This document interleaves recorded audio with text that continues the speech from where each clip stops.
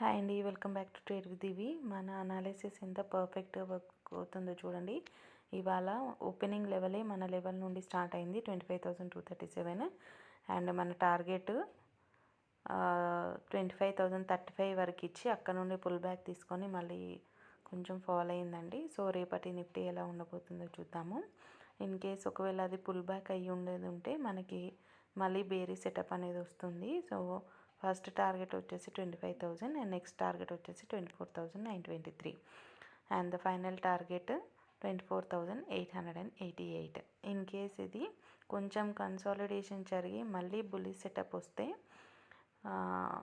25,180 దగ్గర కొంచెం కన్సాలిడేషన్ అయ్యి ఫస్ట్ టార్గెట్ వచ్చేసి 25,237 and the next target is 25,320.